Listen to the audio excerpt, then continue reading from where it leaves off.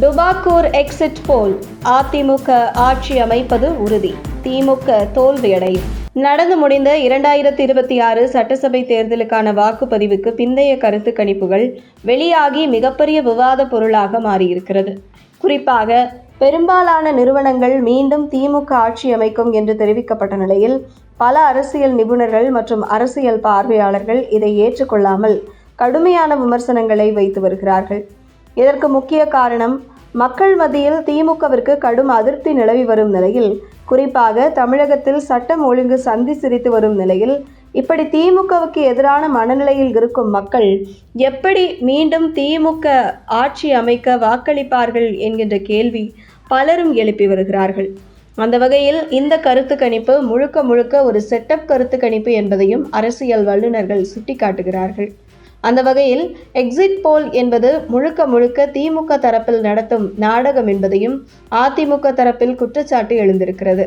குறிப்பாக தமிழகம் முழுவதும் சுமார் 70,000 வாக்குச்சாவடி மையங்கள் இருக்கும் நிலையில், ஒவ்வொரு வாக்குச்சாவடிக்கும் ஒரு நிறுவனம் எப்படி தமிழகம் முழுவதும் சென்று ஆய்வு நடத்தியிருக்க முடியும் என எழுப்பப்படும் கேள்விக்கு இது நிச்சயம் சாத்தியமில்லை என்பது பதிலாக இருக்கிறது.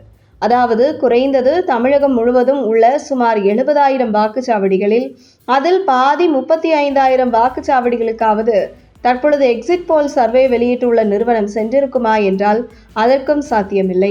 இப்படி ஏதோ ஒரு ஏசி அறையில் அமர்ந்து கொண்டு தங்களுக்கு சாதகமான ஒரு கட்சி மீண்டும் ஆட்சி அமைக்கும் என்கின்ற ஒரு பிம்பத்தை உருவாக்கி மக்களை ஏமாற்றும் ஒரு செயல்தான் இந்த எக்ஸிட் போல் என்கிற குற்றச்சாட்டு அரசியல் தளத்தில் எழுந்து வருகிறது. குறிப்பாக தமிழகம் முழுவதும் உள்ள ஒவ்வொரு வாக்குச்சாவடிக்கும், குறிப்பாக கிராமங்கள் தோறும் மக்கள் எந்த மனநிலையில் வாக்களித்தார்கள் என்பதை கேட்டு அறிவதற்கான கட்டமைப்பு தற்போது வெளியிட்டுள்ள பல நிறுவனங்களிடம் இல்லை என்பதே நிதர்சனமான உண்மை என்கிறார்கள் அரசியல் பார்வையாளர்கள். இப்படி இருக்கையில், எதன் அடிப்படையில் மீண்டும் திமுக ஆட்சி அமைக்கும் என்று எக்ஸிட் போல் பல நிறுவனங்கள் தெரிவித்து உள்ளது என்பதற்கு சம்பந்தப்பட்ட நிறுவனங்களிடமே பதில் இல்லை என்பதே யதார்த்தம்.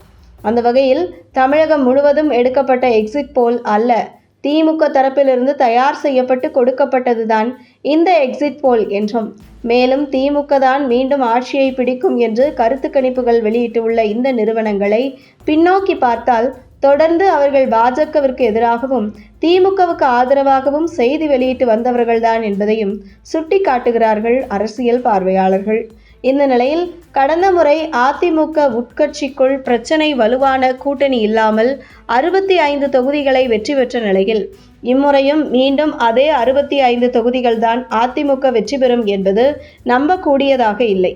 காரணம், இந்த முறை ஒற்றை தலைமை, வலுவான கூட்டணி மற்றும் திமுகவுக்கு எதிர்ப்பான மனநிலையில் மக்கள் இருக்கையில் நிச்சயம் மீண்டும் திமுகவை வீழ்த்தி அதிமுக கூட்டணி ஆட்சி அமைப்பதற்கு அதிக வாய்ப்பு இருக்கிறது என்கிறார்கள் அரசியல் பார்வையாளர்கள்.